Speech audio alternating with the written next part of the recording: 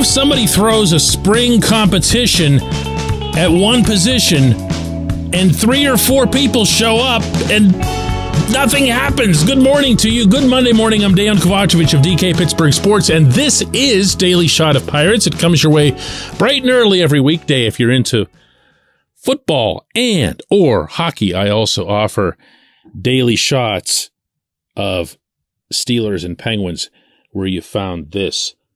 Orioles 8, Pirates 0 yesterday in Sarasota.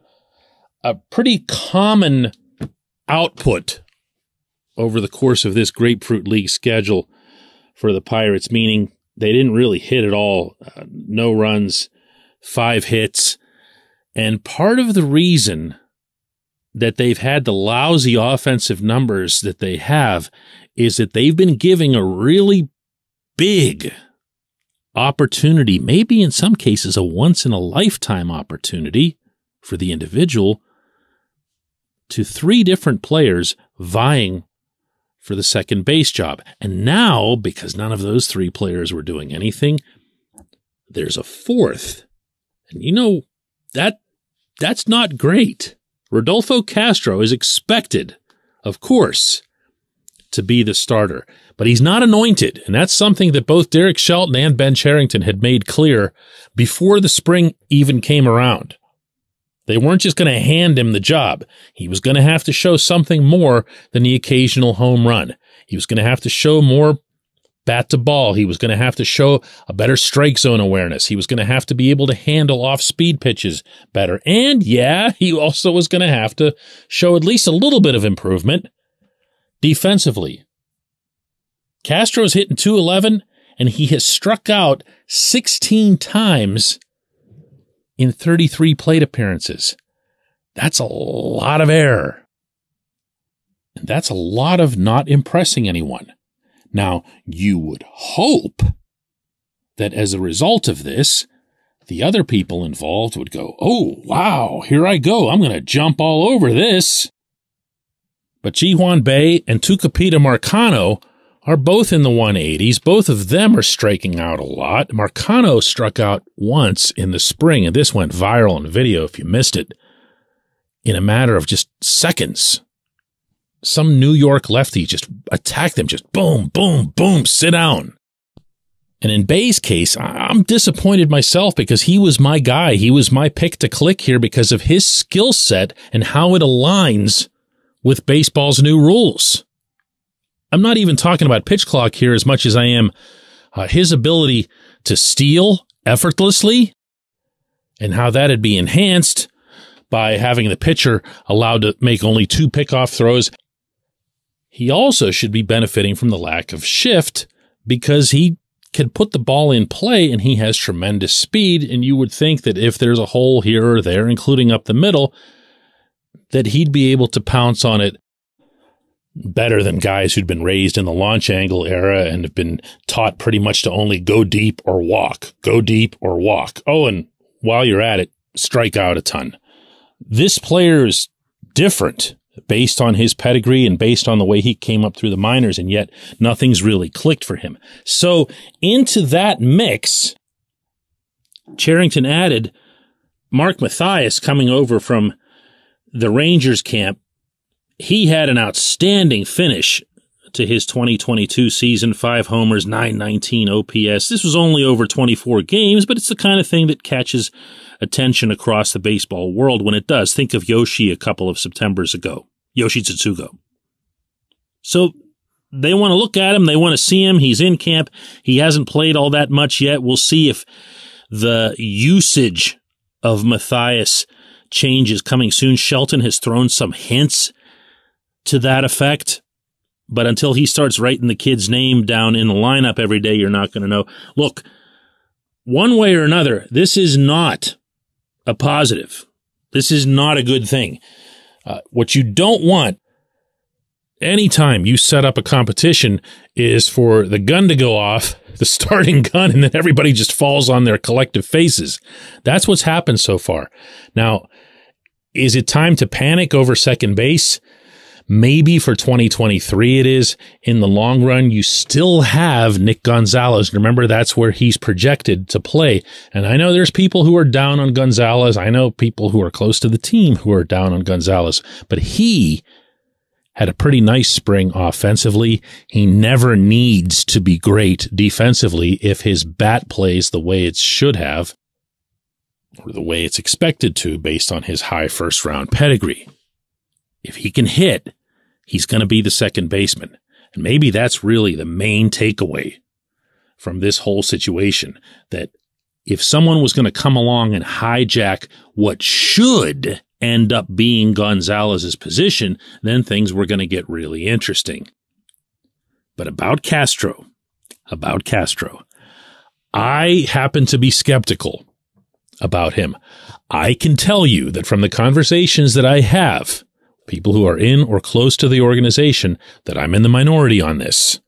There is a belief that there's something in that bat. There's something that can become, I don't like to use the word special. Special to me, you say for O'Neal Cruz, okay?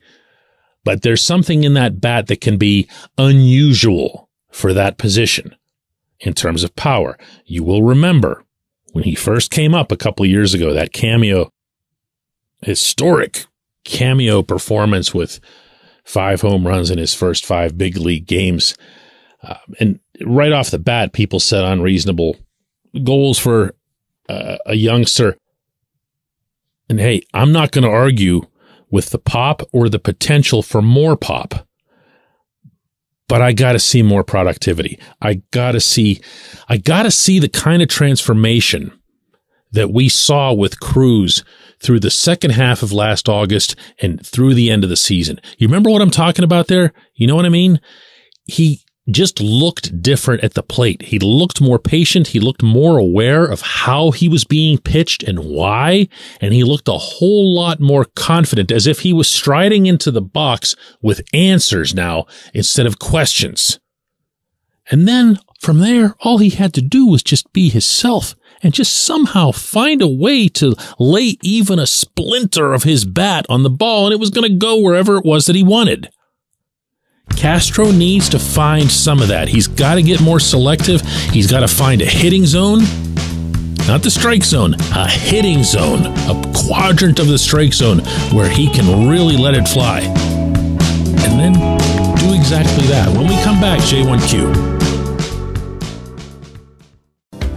This portion of Daily Shot of Pirates is brought to you by our friends at North Shore Tavern. That's directly across Federal Street from PNC Park. It's home of Steak on a Stone, an eating experience, underscoring the word experience.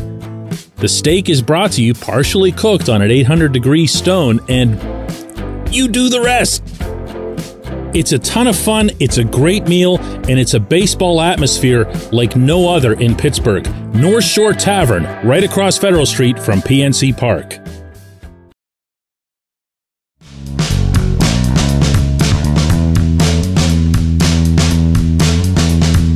Today's J1Q comes from Casey, and boy, is it good. Plain and simple, who should start in center field? You know what's funny, Casey? This would normally seem like a joke question. You know, if you had brought it up with somebody a couple months ago, setting aside the whole Brian Reynolds contract / trade demand drama and everything else, it'd be farcical to even be putting it on the table. However, the Pirates did put it on the table this spring by trying Jack Suwinski out there. In fact, Suwinski's had more time in center than Reynolds has. Reynolds has been slid back over to left, which you'll recall was where he was when he first came up with the Pirates. And then 2 funny things happened along the way. One, Suwinski really isn't that good in center. He's got some natural abilities, but they didn't translate well to that position in this spring training. Does that mean he can never play there? Of course not.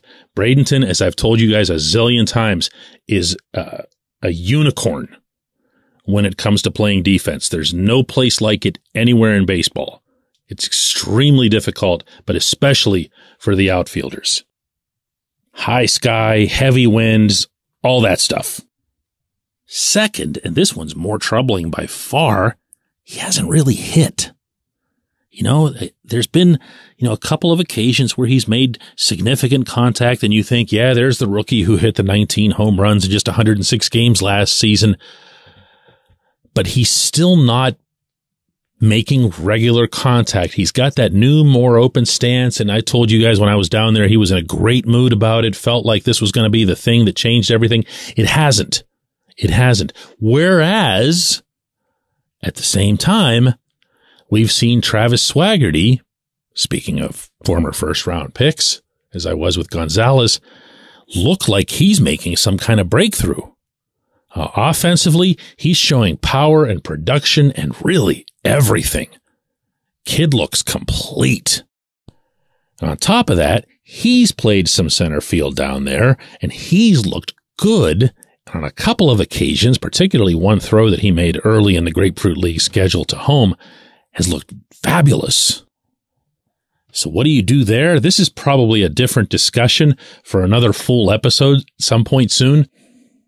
But any call that gets made here, if it's between Sawinski and Swaggerty, or if Kanan Smith-Njigba, who's also had a good spring, is in that mix as well, I should throw in Connor Joe too. This is all going to come down to Sawinski, because what ends up happening is a player has a season like the one he had. And what you don't want to do is have him get into any kind of regular pattern of making backward steps. Do you follow me on this? You get to the bigs, you hit the 19 bombs, you have the Father's Day masterpiece and everything else, and the game can look easy for you. And you believe that this is where you should be.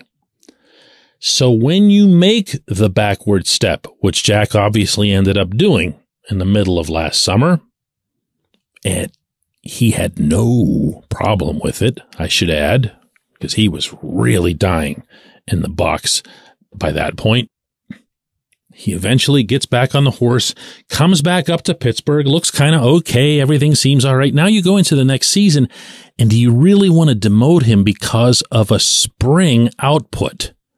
Or do you want to say, let's just continue with that whole horse riding thing? It's not easy. I would not want to be Shelton and Charrington and everybody else who's involved in this, trying to make that decision. I appreciate the question. I appreciate everyone listening to Daily Shot of Pirates. We'll do another one of these tomorrow.